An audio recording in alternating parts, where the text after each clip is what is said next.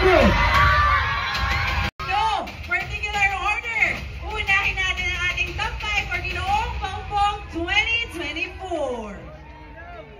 Halika na dito sa harap. Ginoo! Ginoo number 2 from San Vicente. Next is Ginoo. Ginoo number 1 from Santo Niño. You are in Ginoo number 4, Kapitangan. 2 more spots left tonight. And this one belongs to Ginoo. Ginoo number 5.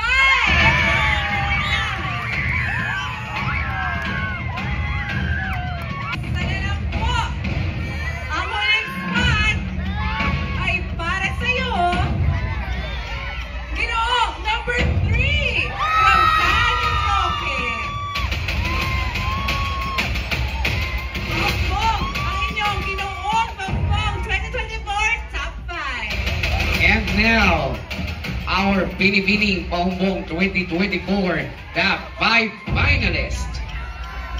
Let's start for our first spot. 2.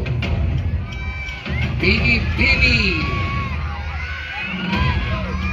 San Isidro 1.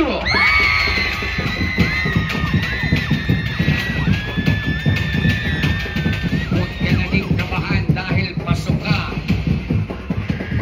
Binibini San Roque for our third spot. Okay, for our third spot. Huwag ka nang kabahan dahil pasok ka. Santo Niño. Makakahinga ka na rin ng maluwag. Binibini. Pinakod. And to complete our top 5 finalists for Binibini is Barangay Malumot.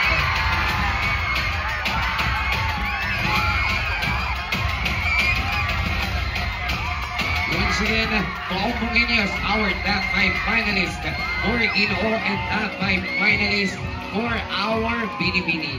At sa mga hindi natin pumasok na kandidato at kandidata, huwag kayong tumigil na abutin ang inyong mga pangarap sa buhay.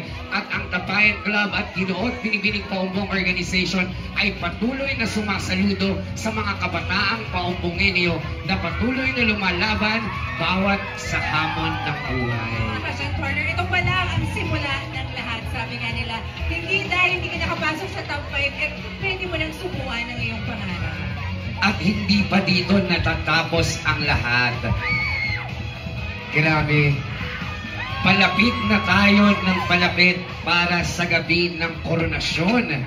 Alam mo, job and share ko lang ha. Itong mga bagets na to, parang lahat nung sinesenya sila kanina, pasok. Pwede na kayo mag-judge next year. Ang galing, lahat yung sinesenya sila sa akin, pasok, ang galing nyo ha. May mata kayo. Oh, meron silang mga mata. Oo. Di ba? Yun yung pinaka-importante, di ba? Baka maging handlers yan sa susunod. Kung hindi kasali, sila ang handlers. At syempre sa ating mga hurado, job well done, pero hindi pa tapos. Mas papahirapan pa natin.